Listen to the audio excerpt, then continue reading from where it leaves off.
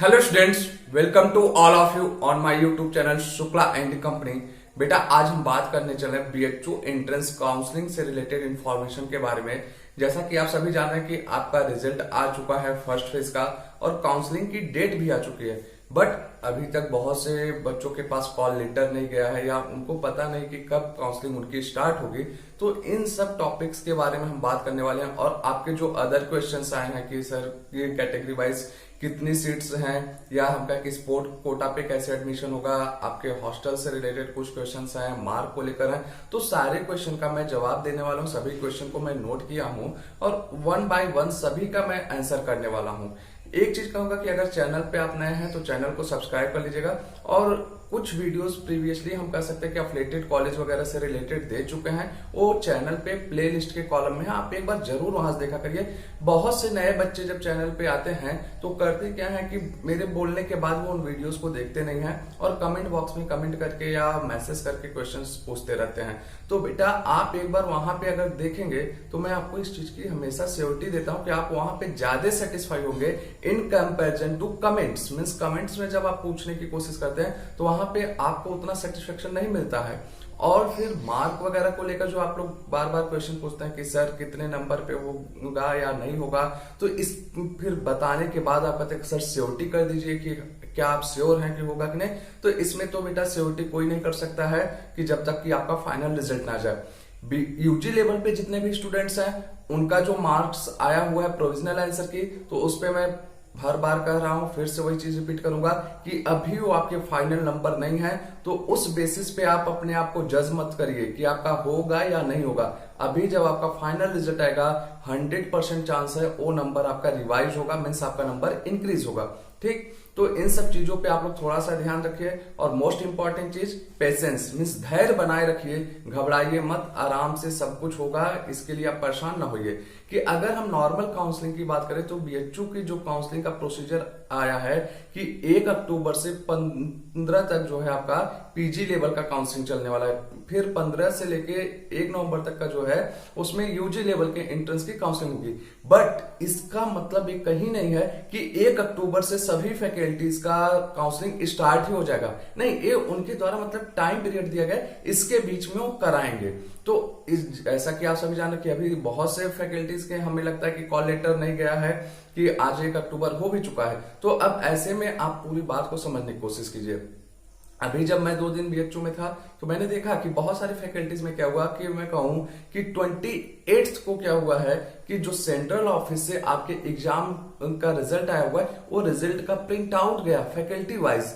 Means हर faculty में होता क्या है कि जो आपका रिजल्ट आउट होता है तो सभी बच्चों का डिटेल इन्फॉर्मेशन वो उस फैकल्टी में भेजना पड़ता है। तो जब 28 को हर फैकल्टी में वो इन्फॉर्मेशन आ रहा है कि किस बच्चे को कितना नंबर मिला है, तो उसके बेसिस पे अब आगे की प्लानिंग होती है कि कितने बच्चों को काउंसलिंग में बुलाया जाए, कट ऑफ क्या बनाया जाए, किस डेट से काउंसलिंग हम स्टार्ट करें। फिर सबसे मोस्ट इंपॉर्टेंट जो इस समय चल रहा है सिचुएशन कि काउंसलिंग को ऑनलाइन कराया जाए कि ऑफलाइन कराया जाए। तो इन सारे टॉपिक्स पे फैकल्टी में डिटेल डिस्कशन चल रहा है।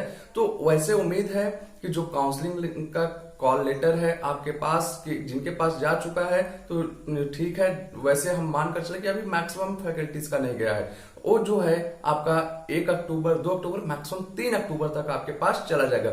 और काउंसलिंग जो नॉर्मली स्टार्ट होने वाली है वो आपका कह सकते हैं 5 अक्टूबर से लगभग स्टार्ट होगा। जब भी आपको कॉल लेटर जाएगा कम से कम आपके पास 3 से 4 दिन का टाइम रहता है काउंसलिंग का डेट जो स्टार्ट होता है। एमकॉम लेवल पे अगर हम बात करें कॉमर्स फैकल्टी का तो वहां पे यही प्लानिंग चल रहा है कि अभी आज वहां पे एक मीटिंग होने वाली है इस पे कि कॉल जो आपका काउंसलिंग है किस डेट को स्टार्ट किया जाए, जो कि एक्सपेक्टेड 5 अक्टूबर वहां पे पता चल रहा है। और फिर जो इस बार कॉल लेटर जाने वाला है वो 4 टाइम स्टूडेंट्स को भेजने की प्लानिंग चल रही है। मीन्स पहले 3 गुना स्टूडेंट्स को भेजा जाता था लेकिन इस बार 4 गुना भेजा जाएगा। रीजन ये है कि बहुत से जगहों पे प्रॉब्लम चल रहा है, कोविड का है, फिर हम कह सकते हैं कि वहां पे ट्रांसपोर्टेशन फैसिलिटी प्रॉब्लम है। तो ऐसे में उम्मीद देखी जा रही है कि हो सकते हैं बच्चे कम आए काउंसलिंग में, तो इसलिए 4 गुना भेजिए ताकि हमें दोबारा से फिर से कट ऑफ जारी ना करना पड़े। तो ये रीजन है कि जो इस बार कॉमर्स फैकल्टी में कॉल लेटर जाने वाला है 4 टाइम्स जाने वाला है। तो और आप ये भी ध्यान दीजिएगा कि जो कट ऑफ का वीडियो पहले जारी किया गया है ऐसे सिचुएशन में हो सकता है कि कुछ सरप्राइजिंग फैक्टर निकल कर आए। मैं शुरू से कर रहा हूं रीजन कि अगर जो स्टूडेंट्स को कॉल लेटर जा रहा है वो उस समय पे नहीं पहुंच पा रहे हैं तो चांसेस बनते हैं कि कॉल जो आपका कट ऑफ है वो और डाउन हो जाए। तो बट ओवरऑल आप ये मान के चलिए कि जो नॉर्मल कट ऑफ दिया गया है उस पर आपका एडमिशन हो जाएगा। और आज मैं और डिटेल में हमको हम वालों को बताना हूं कि कितना नंबर आपका रहेगा तो उस पे आपका एडमिशन होने का चांस है। तो अब मैं आता हूं 1 बाय 1 क्वेश्चंस पे कि जो आपके आए हुए हैं। काउंसलिंग कब होगी, ऑनलाइन या ऑफलाइन, इस पे मैं पहले भी बताया कि वो तो आज भी बता दिया। ऑनलाइन ऑफलाइन में जहां तक है कि ऑनलाइन की भी सुविधा दी जाने वाली है, क्योंकि बहुत सारे यूनिवर्सिटीज ऐसे हैं जहां पे अभी ग्रेजुएशन लेवल के एग्जाम चल रहे हैं, खासतौर से कि असम में चल रहा है, फिर ऐसे में कह सकते हैं कि यूपी में कई सारे यूनिवर्सिटीज हैं। तो ऐसी परिस्थितियों में ये बच्चे काउंसलिंग में ऑफलाइन अगर होगा तो नहीं पहुंच पाएंगे बीएचयू। तो इन चीजों को ध्यान में रखते हुए काउंसलिंग को ऑनलाइन भी और ऑफलाइन कराने का भी पूरा कोशिश है। और मोस्टली जो हम कहें कि ज्यादातर आपके काम होने वाले वो ऑफलाइन वाले होने वाले हैं। ऑनलाइन भी इन बच्चों को सुविधा दी जाएगी। अब उसमें क्या कर सकते कंडीशन ऐड करके दिया जाएगा वो आने वाले समय में क्लियर हो जाएगा जब आपका कॉल लेटर जाएगा। फिर दूसरा चीज आता है क्वेश्चन कि सर कॉल लेटर के बारे में कैसे पता चलेगा कि मीन्स कब आया कब नहीं। तो इसके लिए हम बोलेंगे बेटा कि आप कुछ नहीं, जो आपका स्टूडेंट पोर्टल है जिससे कि आप कह सकते हैं कि लॉगिन आईडी पासवर्ड मिली है बीएचयू को, वहां पे आप बराबर विजिट करिए। विजिट करने का मतलब कि एक बार सुबह आप करीब 9 बजे तक लॉग इन करिए और एक बार रात में सोने से पहले 10-11 बजे तक लॉग इन कर लीजिए। इन दोनों पीरियड के बीच में आपको पता चल जाएगा कि आपका कॉल लेटर गया है कि नहीं गया। और इसके बाद अगर हम कहें कि दिन वगैरह की बात है कि कभी कब जा रहा है कब नहीं, आप टच में रहिए। चैनल पे मैं वीडियो तुरंत दूंगा कि जैसे भी इन्फॉर्मेशन आएगा कि कॉल लेटर आपका आ गया है कि नहीं, काउंसलिंग कब से स्टार्ट होगी, वो सारा इन्फॉर्मेशन आपको मिल जाएगा। इसलिए थोड़ा सा पेशेंस बनाए रखें। फिर बात आता है सर कैटेगरीज वाइज रिजर्वेशन कितना मिलने वाला है। ठीक, तो कैटेगरीज वाइज अगर हम रिजर्वेशन की बात करें तो सबसे पहले ध्यान दीजिएगा, जो एससी कैटेगरी के स्टूडेंट्स हैं तो जो टोटल नंबर ऑफ सीट्स होती है उसका 15% एससी कैटेगरी के लिए है। एसटी कैटेगरी के लिए टोटल नंबर ऑफ सीट्स का 7.5% है। फिर ओबीसी कैटेगरी के स्टूडेंट्स के लिए टोटल नंबर ऑफ सीट्स का 27% है।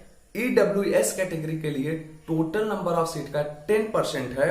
एंड फिजिकली जो आपके चैलेंज होते हैं, मीन्स हैंडीकैप्ड के जो दिव्यांग हमारे हैं, उन स्टूडेंट्स के लिए आपका टोटल नंबर ऑफ सीट्स का 5% होता है। अब इन 5% में भी 1% का बाइफर्केशन किया गया है। जैसे किसी को आई का प्रॉब्लम है तो उसके लिए 1% सीट्स है, किसी को कान का प्रॉब्लम है उसके लिए 1%। तो मीन्स 5% को 5 क्राइटेरिया में डिवाइड किया गया है।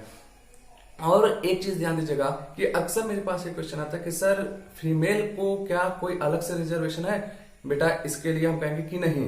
रीजन यह है, फीमेल के लिए ऑलरेडी सेपरेट कॉलेजेस दिए गए हैं कि आर महिला पीजी कॉलेज है, वसंत कन्या है, फिर महिला महाविद्यालय है। ये 3 कॉलेज तो आपको अलग से दिए जा चुके हैं। अब इसके बाद भी रिजर्वेशन लगाया जाए ऐसा नहीं है। मीन्स फीमेल के लिए अलग से कोई रिजर्वेशन नहीं है। ठीक, ये तो आपका कैटेगरी वाइज हो गया रिजर्वेशन का बाद। मींस यूजी एंड पीजी पे ये रिजर्वेशन एप्लीकेबल होता है। अब इसमें ध्यान देना कि आपके जो रिलेवेंट कोर्सेज में आप एडमिशन लेने वाले हैं उसमें टोटल नंबर ऑफ सीट्स कितनी है और उसी को इस परसेंटेज के बेस पे आप डिवाइड कर देंगे। इसके बाद जो रिमेनिंग सीट्स बचती है तो जनरल के स्टूडेंट्स के लिए बचती है, मींस जिन पे जनरल काउंसलिंग होगी। ठीक, फिर बात आता है एमकॉम स्टूडेंट्स का, जो कि बहुत ज्यादा पूछे कि सर कितना नंबर पे हमारा एडमिशन होने का चांस है। मींस अब तो रिजल्ट भी आउट हो चुका है, तो अगर हम ओबीसी के हैं तो कितने नंबर पे हमारा एडमिशन होगा, एसटी कैटेगरी के हैं। तो इस पे भी हमने एक चार्ट बनाने की कोशिश की है कि जो हम कह सकते हैं कि एक अनुमानित है, ये भी एक्सपेक्टेड आप मान के चलिए, बट श्योरिटी है कि यही आपका कट ऑफ जाने वाला है इस बार। तो जब इस चार्ट को बनाया गया है तो इसमें 2 कैटेगरी रखा गया है। पहली चीज कि एक बीएचयू स्टूडेंट, एक नॉन बीएचयू स्टूडेंट। मींस जो बीएचयू से ग्रेजुएशन कर रहे हैं उनके लिए अलग रैंक दिया जाता है, उनका अपना अलग रिजर्वेशन होता है। मींस बीएचयू का आपका बेनिफिट मिलता है। अगर आप बीएचयू से पढ़ रहे हैं और आगे फर्दर कोई स्टडीज करते हैं बीएचयू में तो वहां पे आपको अलग से बीएचयू रैंकिंग भी दी जाती है। ठीक, और उनका कट ऑफ थोड़ा अलग रहता है। तो अब पहले अगर हम बात करें नॉन बीएचयू स्टूडेंट्स, मींस जो बीएचयू में नहीं पढ़ रहे हैं, तो अब उसमें भी आपकी कैटेगरी बनती है कि general category, EWS, OBC, ST category, SC category. फिर और इसमें अगर हम बात करें तो मेन कैंपस आप आएगा, फिर उसके बाद आपका डीएवी आएगा और फिर उसके बाद आपका आर महिला पीजी कॉलेज आएगा। तो अगर हम बात करें non category means non BHU students का, और उसमें भी मेन कैंपस डीएवी आर महिला पीजी कॉलेज, तो वन बाय वन आप ध्यान से सुनिएगा कि क्या आपका होने वाला है। कि अगर हम बात करें जनरल कैटेगरी का, तो जनरल जो नॉन बीएचयू स्टूडेंट हैं मेन कैंपस के लिए, उनका जो नंबर अगर 190 है तो मेन कैंपस मिल जाएगा। अगर आप जनरल कैटेगरी से 180 हैं तो आपको डीएवी मिल जाएगा, और 165 आप हैं तो आपको आर महिला PG college means female student के लिए ये बात हो रही है कि जनरल कैटेगरी की जो है। अगर हम बात करें ईडब्ल्यूएस कैटेगरी के जो है स्टूडेंट्स हैं, नॉन बीएचयू स्टूडेंट हैं, तो अगर उनका नंबर 180 है तो मेन कैंपस मिलेगा, 170 नंबर है तो डीएवी मिलेगा, 160 नंबर है तो उनको आर महिला पीजी कॉलेज मिलेगा। फिर ओबीसी की बात की जाए, नॉन बीएचयू स्टूडेंट जो है 175 नंबर पे उनको मेन कैंपस, 165 पे उनको डीएवी, 155 पे उनको आर महिला कॉलेज मिलेगा। फिर एससी कैटेगरी की बात करें, नॉन बीएचयू स्टूडेंट जो है 155 पे उनको मेन कैंपस, 150 पे डीएवी, 145 पे उनको आर महिला कॉलेज मिलेगा। फिर एसटी कैटेगरी की बात करें तो 130 अगर उनका नंबर है तो मेन कैंपस, 120 है तो डीएवी, 115 है मीन्स 115 तो उनको आर महिला कॉलेज मिल जाएगा। ठीक, ये बात हो गई नॉन बीएचयू स्टूडेंट्स मीन्स जो बीएचयू से यूजी नहीं कर रहे हैं। लेकिन अब बात करें जो बीएचयू से बीकॉम कर रहे हैं, ऐसे स्टूडेंट को क्या नंबर रहेगा तो मिल सकता है एडमिशन। तो ध्यान दीजिएगा, जनरल कैटेगरी से अगर आप बीएचयू स्टूडेंट हैं, आपका नंबर 180 है तो आपको मेन कैंपस मिलने की पूरी संभावना है। फिर हम कहें कि अगर आपका नंबर 175 है जनरल कैटेगरी से तो आपको डीएवी मिलेगा। अगर आपका नंबर 160 है तो आपको आर महिला कॉलेज मिल जाएगा। आर महिला फिर से मैं रिपीट करूंगा, ये केवल और केवल फीमेल स्टूडेंट के लिए है। ठीक, अब बात करें अगर बीएचयू स्टूडेंट आप हैं, ईडब्ल्यूएस कैटेगरी में बिलोंग करते हैं, तो 175 मार्क्स होने पे आपका मेन कैंपस, 170 मार्क्स होने पे आपको डीएवी, 155 पे आपको आर महिला मिल जाएगा। ठीक, ओबीसी कैटेगरी से बिलोंग करते हैं, बीएचयू स्टूडेंट हैं, तो आपका 170 अगर है तो मेन कैंपस, 165 है तो आपको मिलेगा डीएवी, 155 है तो आपको मिलेगा आर महिला पीजी कॉलेज। ठीक, एसटी कैटेगरी से एससी कैटेगरी से अगर बिलोंग करते हैं तो 120 नंबर होने पे आपको मेन कैंपस, 115 पे आपको डीएवी, 110 पे आपको मिलेगा आर महिला कॉलेज। ये बीएचयू स्टूडेंट की बात कर रहे हैं जो बीएचयू से बीकॉम कर रहे हैं। ठीक, फिर बात करें एसटी कैटेगरी की तो 100 नंबर रहने पे आपको मेन कैंपस मिल सकता है, 95 नंबर रहने पे डीएवी, 80 नंबर रहने पे आपको आर महिला पीजी कॉलेज मिल जाएगा। फिर इसके बाद बात करें एम्प्लॉय कैटेगरी का, मीन्स जो एम्प्लॉयज वार्ड होते हैं कि जो बीएचयू के एम्प्लॉयज हैं उनके बच्चों के लिए भी रिजर्वेशन रहता है कि अगर ऐसे बच्चों की बात की जाए तो अगर इनका 80 मार्क्स है तो मेन कैंपस एंड 70 मार्क्स है तो इनको कर सकते हैं कि आपका डीएवी एंड 65 मार्क्स है तो आर महिला पीजी कॉलेज मिल सकता है। ये एम्प्लॉयज कैटेगरी के स्टूडेंट्स की बात कर रहे हैं। ठीक, तो ये आपका ओवरऑल जो बात हुआ है, हम कहें कि BHU and non BHU students की बात हो गई कि कैटेगरी वाइज। फिर इसके बाद जो आपकी बात आती है पेड सीट की, तो पेड सीट में कोई कह सकते हैं कि रिजर्वेशन आपका नहीं चलता है, ये एकदम ओपन रहता है। तो पेड सीट में अगर 175 आपका है तो मेन कैंपस मिल सकता है, एंड 160 है तो आपको डीएवी मिल सकता है, एंड 155 मार्क्स अगर आपका है तो आपको हम कह सकते हैं कि आर महिला पीजी कॉलेज मिल जाएगा। तो एक पेड सीट की बात हो गई। ठीक, तो ये एमकॉम के स्टूडेंट्स जो थे, आई होप आपके डाउट्स क्लियर हो चुके होंगे कि ये एक चीज मैं क्लियर करूंगा, मेरे तरफ से अनुमानित है और लगभग यही कट ऑफ आपका रहने वाला है इस बार। ठीक, तो अब बात करें जो अगला क्वेश्चन हमारे पास आया प्राइवेट हॉस्टल से रिलेटेड कि सर अगर हमें मेन कैंपस में हॉस्टल नहीं मिलता है या बीएचयू की तरफ से हॉस्टल नहीं मिलता है तो प्राइवेट हॉस्टल क्या अवेलेबल है कि नहीं और उनका कॉस्ट लगभग क्या जाएगा। तो बेटा हम कहें कि प्राइवेट हॉस्टल तो बहुत सारे बनारस में अवेलेबल है। इवन तो हम कहें कि आपको सेपरेट रूम भी बीएचयू कैंपस में अगर आपको हॉस्टल नहीं मिल रहा है तो बीएचयू के आसपास चित्तूपुर बोला जाता है, लंका है, फिर वहां पे हैदराबाद गेट है, ये सारे मतलब जो वहां के आसपास की कॉलोनियां हैं वहां पे रूम्स अवेलेबल है।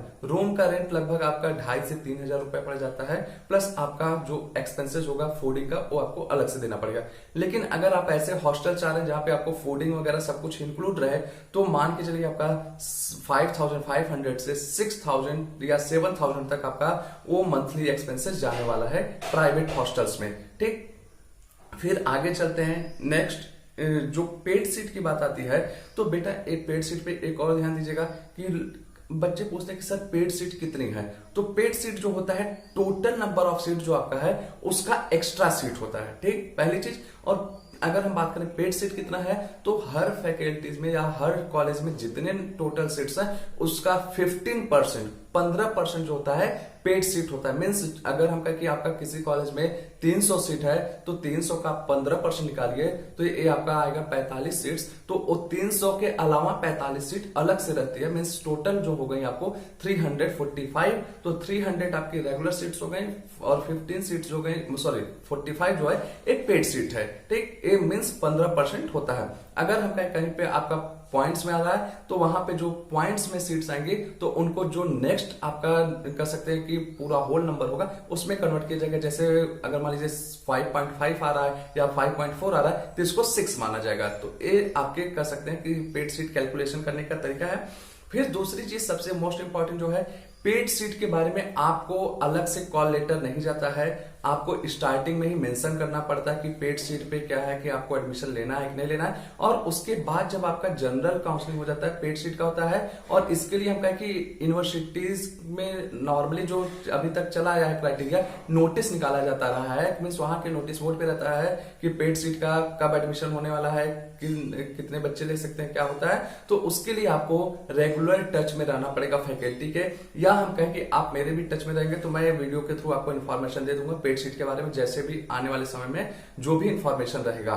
ठीक, फिर बात करते हैं कि जो एम्प्लॉय वार्ड के स्टूडेंट्स होते हैं, मीन्स बीएचयू एम्प्लॉयज वार्ड के हैं कि वो उनके हम कहें बेटा या बेटी जो भी ऐसे स्टूडेंट्स हैं एडमिशन लेने वाले हैं, तो उनके लिए सर्टिफिकेट्स की जो रिक्वायरमेंट है वो रजिस्ट्रार ऑफ बीएचयू के थ्रू या रजिस्ट्रार ऑफ रिलेटेड फैकल्टी जो कर सकते हैं कॉलेज से इशू कराना पड़ेगा। ठीक, और फिर ध्यान दीजिएगा कि जो अदर कैटेगरीज के स्टूडेंट्स हैं उनके लिए भी हम कई बार बोल चुके हैं कि जो आपका सर्टिफिकेट होगा वो 6 महीने से पुराना नहीं होना चाहिए। मीन्स 6 महीने से ज्यादा का अगर आपका सर्टिफिकेट होगा वो वैलिड नहीं रहेगा। ये बीएचयू की तरफ से एकदम क्लियरली किया गया है। तो इसलिए आप लोग अपने सर्टिफिकेट्स देख लीजिएगा कि अगर आपका पुराना होगा तो वो वैलिड नहीं माना जाएगा।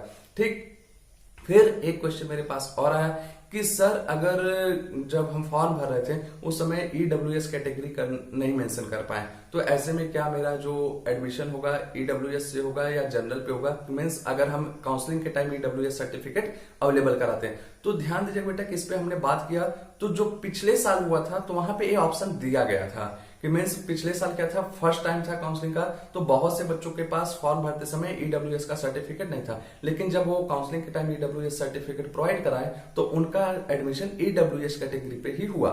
लेकिन इस बार अभी इस चीज का क्लियर नोटिफिकेशन नहीं आया है कि इस बार क्या रूल्स अप्लाई होने वाले हैं, बिकॉज कि इस बार तो पहले से सबको पता चल चुका था ईडब्ल्यूएस कैटेगरी के बारे में और वहां पे सर्टिफिकेट आपको इशू कराने के बारे में सब कुछ पहले से यहाँ पे पता था। इस सेकेंड चांस है, मीन्स ए ओल्ड इंफॉर्मेशन हो चुकी है। तो अब ऐसे में क्या रूल्स आने वाला है इस बार, इस पे अभी कुछ क्लियरली फैकल्टी से इंफॉर्मेशन नहीं मिली या बीएचयू की तरफ से इंफॉर्मेशन नहीं मिला।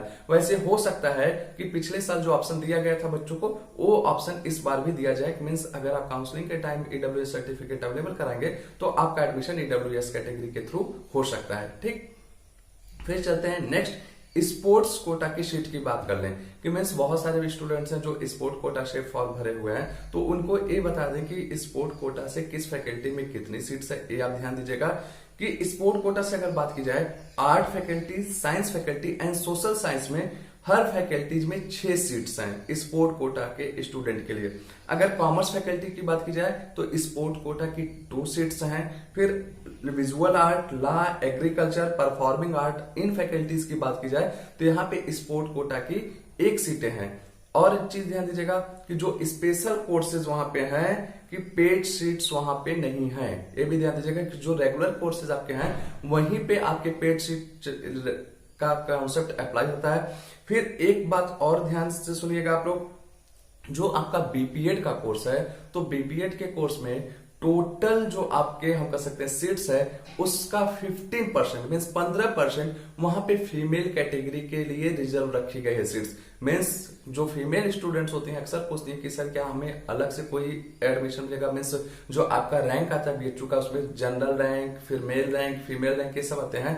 तो यहाँ पे ध्यान दीजिए केवल और केवल बीपीएड कोर्स में ऐसा है कि टोटल नंबर ऑफ सीट्स का 15% सीट्स रखा गया है फीमेल स्टूडेंट के लिए। इन केस अगर वो 15% फीमेल स्टूडेंट्स के द्वारा सीट फुलफिल नहीं हो रहा, मान लीजिए कि 60 सीट है फीमेल कैटेगरी के स्टूडेंट के लिए और फीमेल कैटेगरी की स्टूडेंट है 50, तो 10 सीट खाली रहेगा, उस पे जो जनरल आपका कट ऑफ जाता है कि मींस नॉर्मल मेरिट बेस पे मेल स्टूडेंट्स को एडमिशन दिया जाएगा कि जब फीमेल स्टूडेंट्स नहीं अवेलेबल रहेंगे ऐसे केस में। ठीक, तो ये सारे आपके जो हम कह सकते हैं कि हमारे पास क्वेश्चंस आए थे उनका आंसर हम दिए कि जो बीकॉम के स्टूडेंट हैं परेशान हो रहे हैं या यूजी लेवल के स्टूडेंट्स हैं जो अपने मार्क्स को बता के चाहते हैं कि सर ये बताइए कि मेरा एडमिशन हो पाएगा या नहीं, तो उनके लिए मैं कहूंगा बेटा आप थोड़ा सा पेशेंस रखिए, बस आपका एक रिजल्ट 5 अक्टूबर को डिक्लेयर होने वाला है। और इस पे भी मैं एक चीज और क्लियरिटी कर दूं कि जब आपका रिजल्ट आता है तो बहुत से बच्चे सुबह से मैसेज करने लगते हैं, जैसे अभी कल हम कहा कि बीएड और एलएलबी का रिजल्ट आने वाला था, बहुत बच्चे मैसेज करने लगे सर अभी तक रिजल्ट आएगा। तो रिजल्ट आपका हो सकता है बेटा रात को आए या दोपहर में आए, तो आपको पेशेंस बना के रखना पड़ेगा। ये नहीं कि अब 5 अक्टूबर को आप उठे सुबह 7 बजे चेक करना शुरू कर दिए, कि कई बार होता है क्या है कि मान लीजिए कि कल जैसे बीएड का रिजल्ट आया रात में 8 बजे यूनिवर्सिटी के द्वारा ऑफिशियल नोटिस आ गए, लेकिन वो रिजल्ट जो है खुलना शुरू हुआ रात को 10 बजे। ये एमकॉम में भी ऐसे हुआ था, तो इसलिए आप पेशेंस बनाए रखिएगा। मीन्स 5 अक्टूबर को आपका रिजल्ट जब भी आएगा तो हो सकता है आप रात में देख पाए या दिन में ही देख पाए, तो उसके लिए आप परेशान मत होइएगा। ठीक है, आई होप आपके सभी क्वेश्चंस का आंसर मिल चुका होगा, आप लोग सेटिस्फाइड भी होंगे। अगर कोई भी प्रॉब्लम होगी तो आप कमेंट बॉक्स में जरूर बताइएगा। वीडियो को लाइक कीजिएगा, शेयर कीजिएगा एंड चैनल को सब्सक्राइब कीजिए। साथ ही साथ अपने फ्रेंड्स लोग को भी सजेस्ट कीजिए अगर आप हमारे इंफॉर्मेशन से संतुष्ट हैं तो। Okay, thank you.